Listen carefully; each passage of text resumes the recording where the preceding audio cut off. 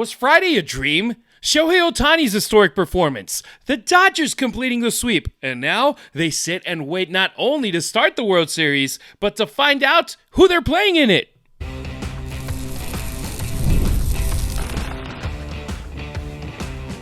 You are Locked On Dodgers, your daily Los Angeles Dodgers podcast, part of the Locked On Podcast Network, your team every day. It's time for Locked On Dodgers, part of the Locked On Podcast Network, your team every day. The Dodgers are headed to the World Series for a second year in a row after a dominant run through the National League. The champagne's dried, the confetti's been swept away, and one big question remains. Who are we playing next? That plus Kike Hernandez closing in on a huge Dodgers record. What a time to be alive, Travis. Indeed, what a time to see the greatest baseball performance ever put out in the history of the game right before the World Series. It is a great time to be a Dodger fan, and today's episode of Locked On Dodgers is brought to you by Game Time. Download the Game Time app, create an account, and use the code LOCKEDONMLB for $20 off of your first purchase. He's Travis Rodgers. I'm Harry Ruiz, two guys who talk sports for a living and bleed Dodger blue for life. You can get more Travis on 710 ESPN LA or the ESPN LA app from 3 to 6 p.m. with the Travis and DeMarco show. As for me, I'm the Spanish play-by-play broadcaster for the USC Football Trojans and the Las Vegas Raiders. But nothing beats jumping on the mic every weekday morning and diving deep into what I love most, talking Dodger baseball with you. To everyone who's new here, welcome and thank you for joining us. We're pumped to have you as part of the Locked On Dodgers family. And hey, if you're watching on YouTube, make sure to hit subscribe because that way you will never miss any of our content. We've actually had the 4 most watched episode in this podcast history over the last 2 weeks. So let's keep it rolling. Okay. For the first time ever, the Dodgers swept the NLCS. The boys in blue handled their business, punched their ticket to the World Series, and now they're in a holding pattern. Travis, I did a special episode on Friday because the Dodgers clinched their ticket, and Shohei Ohtani, he did pretty okay in that Game 4 of the NLCS. No, he had one of the greatest performances ever seen in the sport of baseball, postseason or not. World Baseball Series Classic. You could go over to the Mexican League, to wherever you want to play baseball. What Shohei Ohtani did, man, that was an experience. I want to get your reaction to it. Yeah, Harry, I keep coming back to this, and I know that everybody has probably seen the graphics saying that X amount of players have hit 3 home runs in a playoff game, and X amount of players have struck out 10 players in a playoff game, and he's the first person ever to do both in the same game. And, you know, it gets, I wouldn't say tiring, but it becomes routine, kind of listing the things that Shohei Ohtani is the only player to have ever done. And I think that he did something that is pretty simple to define. It was simply the greatest baseball game ever played by an individual. And whether it was a postseason game, a regular season game, anybody that has ever picked up a baseball bat or a glove has never had a day like that before. And we will never see it again unless it's him. And he might do it again. That's how special of a man this is. It was the greatest individual performance in a game ever. And it's not close. Like, we've seen better pitching performances. We've seen better offensive performances, but we've never seen that before. And it was a pleasure to see it. I am so deeply jealous of everybody that was able to be in Dodger Stadium and see it with their own 2 eyes, because and one of them left the stadium. That's one of those things I've always wanted to see. It was kind of one of the last items to check on the Ohtani bucket list of, can he get one over the roof at Dodger Stadium? And yeah, he sure can. He did it in a pennant clinching game where he hit 2 other home runs, struck out 10, didn't give up any runs. It was a pleasure to get to watch it. It was just a genuine thrill to see the greatest baseball game ever played, and it was a real privilege. Yeah, in recent years, we've seen Fernando Tatis Jr. do it. We've seen Kyle Schwarber do it literally this postseason, and they got their little plaques. But to see a Dodger do it, and I mean, Shohei, we were literally talking about him taking batting practice and doing this.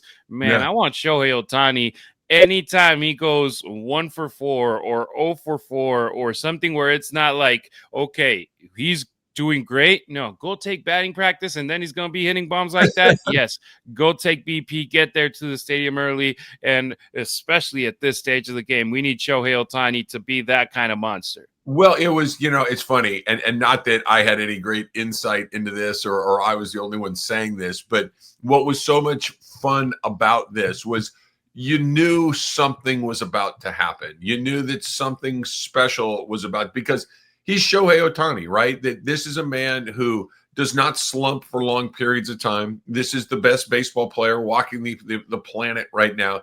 And you knew that once he hit one ball hard, it was just a matter until the floodgates opened and he started to hit a bunch of balls hard. Now, I don't know if anybody thought we were going to get what we got, which was 3 titanic home runs. But once he hit one, you're like, okay, man, he's going to do something now. Look out. Here it comes. And whether you're Toronto or Seattle or whoever's going to come out of this game tonight, Game 7 in the ALCS, I would imagine that they are already game planning for what to do with him. Do you just pitch around him the best that you can? Because, he was cold for, a week.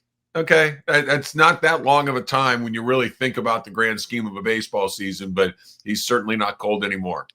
Yeah, and while LA rests right now, the American League has been an absolute war. Mariners, Blue Jays tied 3-3 in the ALCS, and both teams have taken very different paths to get here. Seattle had to go to distance just to make it out of the ALDS. 5 games against Detroit, including that 15-inning marathon that defined their run. That's the kind of emotional, physical toll that lingers. Then Toronto, meanwhile, they took care of business in 4 against the Yankees. 1 game less, but it felt like they had it under control to get to the ALCS, but it's been brutal. It's been tense, having to come from behind, going down 0-2, exhausting with all the back and forth from Toronto to Seattle, back to Toronto. By the time that Game 1 of the World Series starts on Friday, both of these teams will have played more baseball than the Dodgers in October.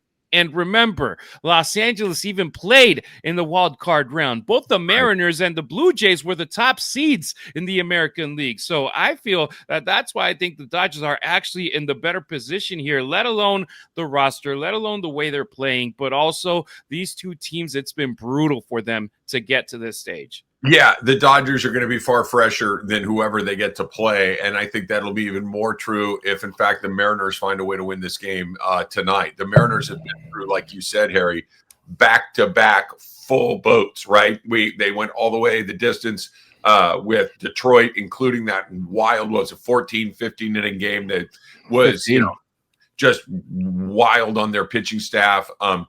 Today is going to be an all hands on deck situation for both of these teams. Now, whoever wins will have plenty of time to get their rotation lined up the way that they want it. The series doesn't open until Friday, so there's plenty of time to get ready. But if I were the Dodgers, I don't think they really have a strong preference on who they play. I would imagine you'd want the Mariners, but for 2, smaller reasons more than you think they're an easier target. Number one, the travel is way easier. You don't have to travel all the way back to Toronto. And number 2, the Seattle Mariners have used, all of their arms for 2 straight weeks. And, we've all seen it, right? Everybody that follows baseball knows that when you lean on your staff like that for a couple of weeks in a row, it usually tends to falter a little bit. So they're a little banged up, but they're also very, very good. They also got a lot of good arms coming on that mound. So Brian Woo's getting a little healthier as well. So there's a lot going on there. I don't know if there's a better matchup, but it feels like maybe Seattle's been softened up a little bit more, but they're going to get a good team regardless. Yeah, and here's where we also talk about rust versus rest, because the Dodgers, they're going to pretty much have a week between the moment that they clinched the NLCS to the moment that they start the World Series. But I actually think it's like, hey, this club has gone through it, going from the end of the season to the start of the NLDS when they had the top seed pretty much every year for 4 or 5 years in a row. They didn't do it this year, and they are already in a rhythm wild card, NLDS, NLCS. They've been able to reset their rotation, their bullpen. The bats, they've been on fire, and they've been able to get the job done. Even if Shohei isn't performing, you get somebody else at the end of the lineup or in the middle of the lineup to get the job done. It's Kike Hernandez hitting home runs, a Max Muncy getting the job done. So they've been here before. They know how to manage the downtime, how to stay sharp, and how to get their bodies and minds right for the moment. You mentioned it, Travis. If Seattle wins, the Dodgers have home field advantage in the World Series.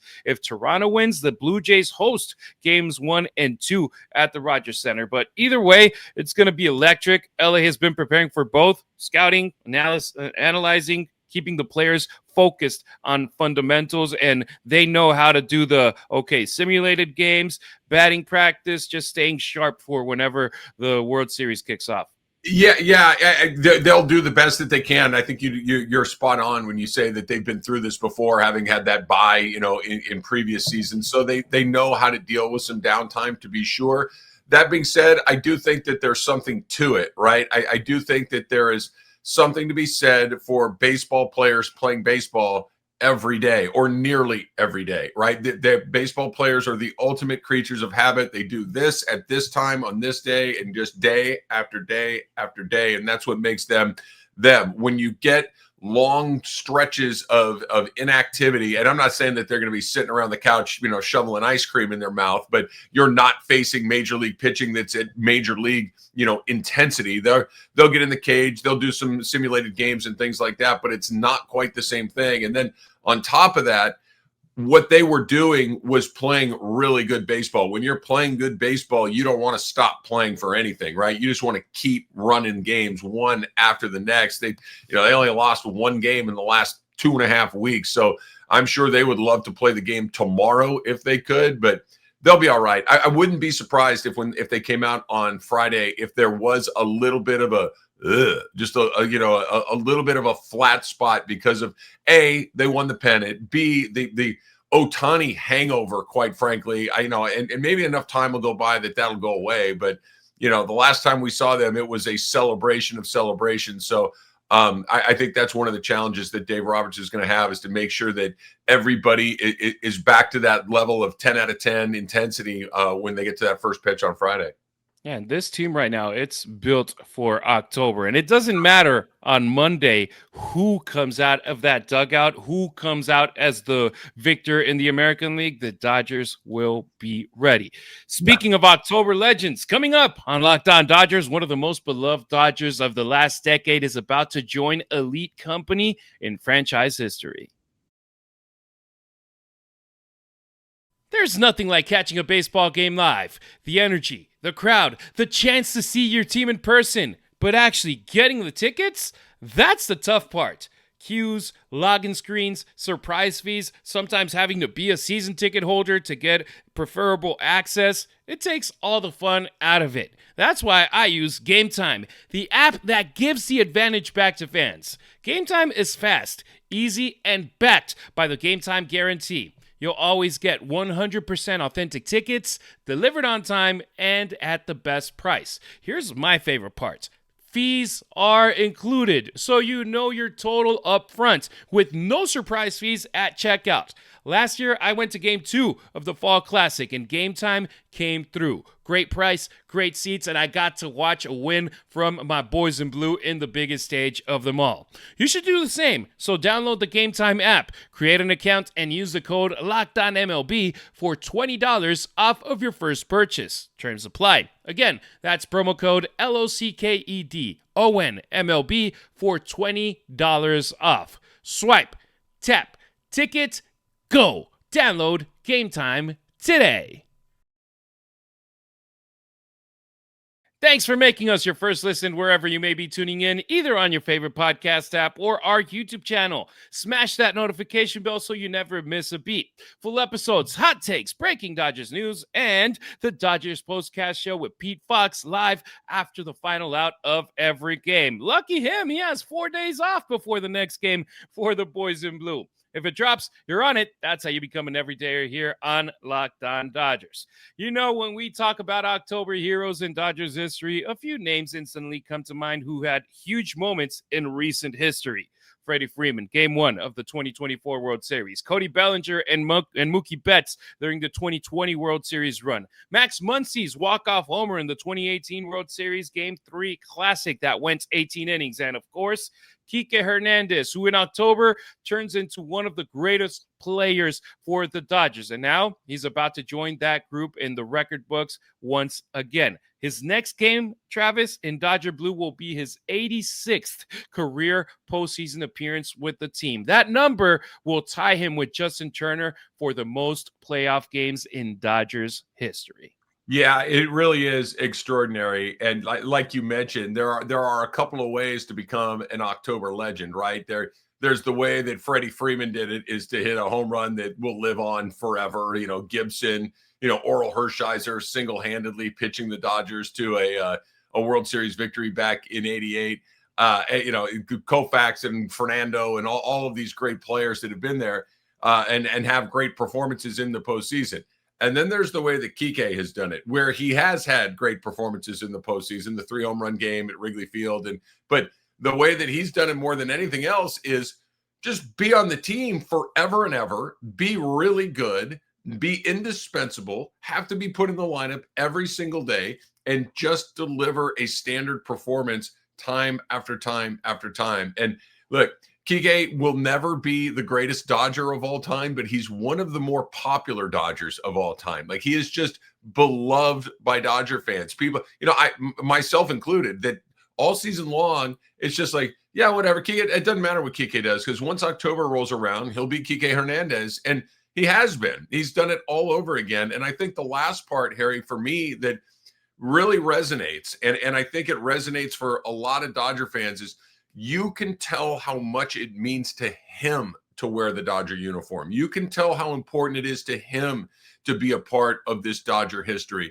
He's got a big personality. He's funny. He's an incredible teammate. He brings a lot of levity to some tight situations, whether, because the "we don't give a blank" quote, his antics in the locker room after they win with the champagne and everything else.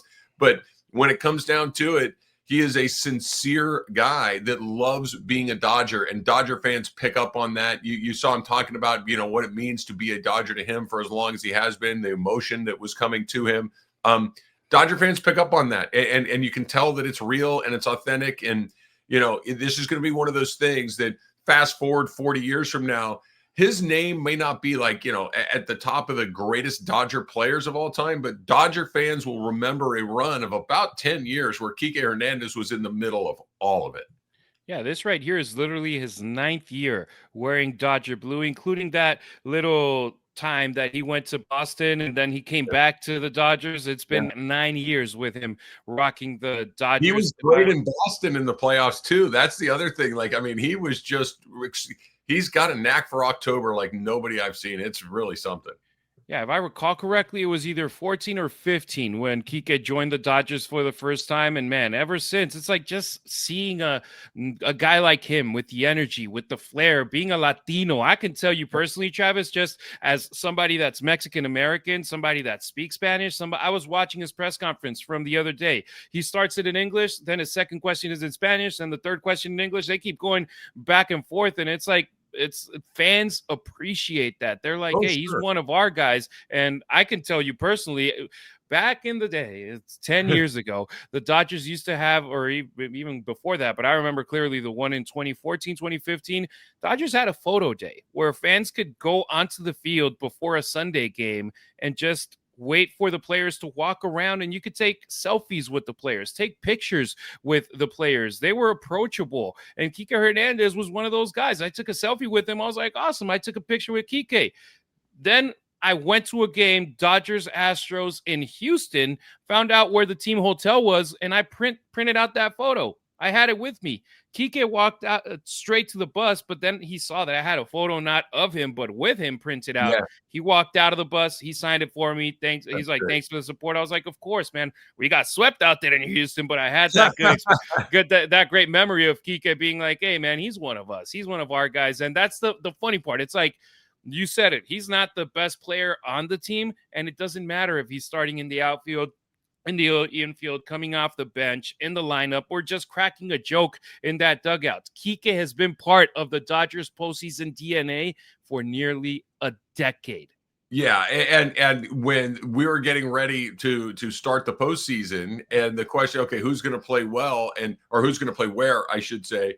I think every Dodger, I know I was saying it, and I think every Dodger fan that's paying attention was saying, it's like, well, Kike's playing. I don't know where he's going to play in any given game, but he's going to be in left field. He may be at second base. There may be a situation where you play him at third base, but Kike will be in the lineup because that's what he needs to be. This is the postseason. This is where he shows up, and I think you're right. I think his ability is the fact that he's bilingual, the fact that he's comfortable and extremely comfortable speaking both languages. You can tell he just checks every box of the Dodger fan base and can kind of go back and forth between them.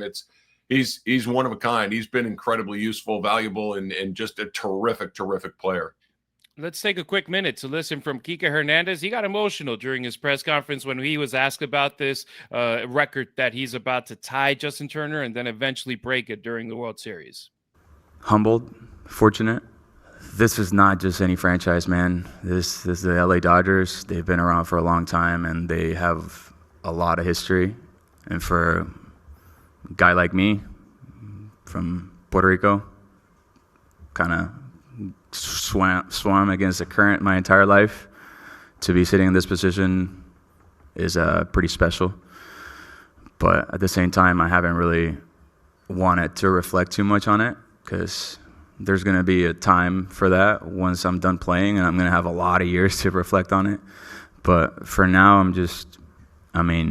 as cool as that is, and I'm going to take that to the grave with me, I'm just focused on today, and it would be cool if my name is up there with the most Dodger World Series ever, But to be creeping up on, one of playing the most playoff games as a Dodger is something that I never really dreamed of or thought that would happen. So that's something that's pretty special, and I wasn't really aware of it till you just said that. So that's why I'm caught a little off guard. Sorry. You could hear it in his voice right there, Travis, how much it means to him. He's been a part of this franchise for a long time. And look, just last week, we were talking about Max Muncy breaking the tie that he had with Justin Turner and Corey Seager for the most postseason home runs in Dodgers history. Now Kike gets his turn to join JT at the top of another list, then to break that record. That's the beauty of this team. It's not just about stars like Ohtani, Betts, Freeman, or our four aces. It's about the grinders, the glue guys, the ones who've been through it all and keep coming back for more. And hey, don't blame us that we have the winning culture that we have right now, and a guy like Kike would rather come to the Dodgers instead of going to another team. Well, he knows he's going to win here. He knows he's going to get a chance to play in big games here, and that's an opportunity that only a handful of franchises can offer. And I'll just go back one last time and just say, kind of double up on something he mentioned. I don't mean that this is not shade, but this is not the Colorado Rockies or the Miami Marlins and saying, he's one of the best postseason players. Okay, that would be amazing. This is the Dodgers. There's a handful of teams, the Dodgers, the Yankees, the Cardinals, the Giants, the teams that have just been around forever and ever and have played in a lot of postseason series. To be at the top of a list involving the Los Angeles Dodgers in the playoffs is extraordinary. No doubt about it. And knowing Kike, this isn't just a milestone, it's motivation. Oh, now, yeah. From Kike's consistency to Ohtani's brilliance, was that a dream? Is a question asked on our listener line that we're heading into next on Locked On Dodgers.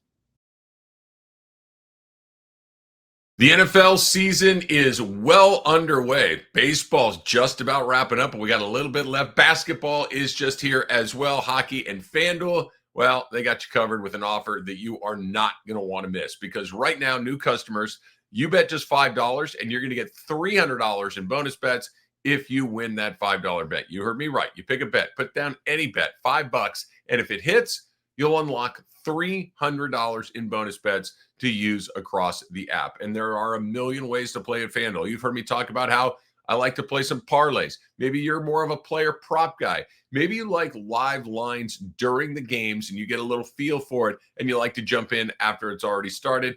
FanDuel's got you covered on all of that. It makes watching football and everything else we love even more exciting when you've got a little something riding on the action. So whether you are casual or whether you are hardcore, FanDuel makes the game day experience that much better. So what are you waiting for? Visit FanDuel.com to download the FanDuel app today and get started. Don't forget to follow Locked On Dodgers not only on YouTube, but on X, Instagram, and TikTok as well. You can find Travis on social media at Travis Rodgers on X and Instagram. Meanwhile, I'm at Harry Ruiz on X, at Harry_Ruiz on Instagram, and at Harry Ruiz_ on TikTok. By the way, somebody asked in the comments, how do we pronounce your last name? It just depends. If it's in English, a lot of people say Ruiz, almost like Reece, Reese, Angel Reese, Marcel Reese. If you're my mom or you speak Spanish, it's with flair, Ruiz. All right. One that's easy to pronounce is Ohtani. And when Shohei Ohtani does what he did on Friday, it almost feels like a dream. The dominance, the emotion, the celebration, it was pure magic. And judging by the messages that came in to our Locked On Dodgers listener line, a lot of you still can't believe it actually happened. First off, let's go with a text from Chris from New York. He says, and I quote, "I had a dream last night that Shohei Ohtani pitched six innings with 0 earned runs, 2 hits, 10 strikeouts, and went 3 for 3 at the plate with 3 home runs, and the Dodgers swept the Brewers to make back-to-back World Series." End quote. Yeah, it felt like a dream. And Travis, I'll tell you, in a 24-hour span, I was in Michigan City, Indiana, South Bend, Indiana, Los Angeles, and Las Vegas. And everywhere I went, I was rocking my Dodgers gear. Everything folks would want to talk about was that Shohei Ohtani performance. It didn't matter what part of the country. No, look, if you don't even have to be a baseball fan necessarily, you just have to be a fan of remarkable accomplishments, and it would cross your radar because, look, it's not very often where people get, well, that's never happened before. Well, that's brand new. Well, that's something we're never going to see again. And he did the thing that everybody was waiting to see, what the maximum version of Shohei Ohtani, like what if he was the best at both at the same time? What would it look like? That is what it would look like. And we got to see it, and I'm just, like I mentioned before, I'm just thrilled that we all got to witness what human achievement looks like on a baseball diamond with Shohei Ohtani, because we're never, ever seeing it again unless he does it again.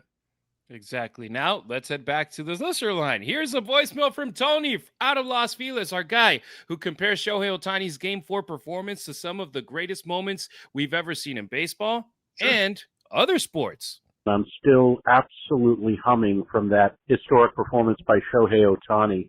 Certainly the greatest single ball game I've ever seen played or pitched at the same time ever, which never happens. But it made me think about some of the greatest games ever played in sports.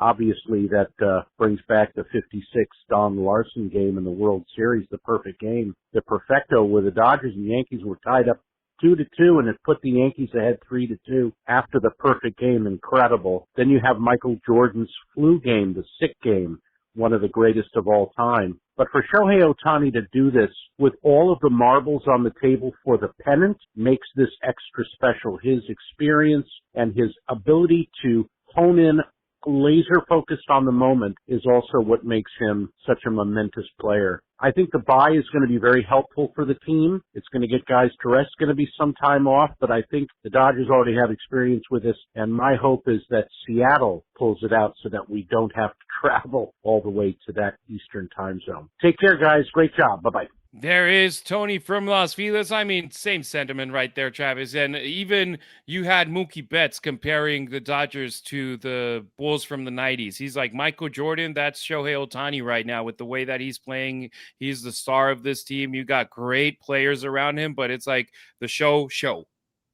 Yeah. I heard somebody say this, that we use the adjective Ruthian every once in a while to describe something that is just so far above and beyond the normal, expectation of an athlete, that when you say, well, it was a Ruthian home run, it was a Ruthian performance, you kind of get this idea of something almost out of a comic book, that the ball goes farther, the pitcher throws it faster, that all of I think we got to put that thing to bed, and it's got to be Ohtanian, or we got to come up with some sort of other adjective, because That's what he's doing. It is indescribable in the context of normal athletics. And look, Tony, I love when you call. Thank you so much. But Jordan does look. I'm the biggest Michael Jordan fan you're going to find. He's amazing. But Michael Jordan does one thing. He plays basketball. You play both ends of the basketball court. Everybody does that. This is so unique. And the only thing that I can come up with that is even kind of sort of close, but it's ridiculous,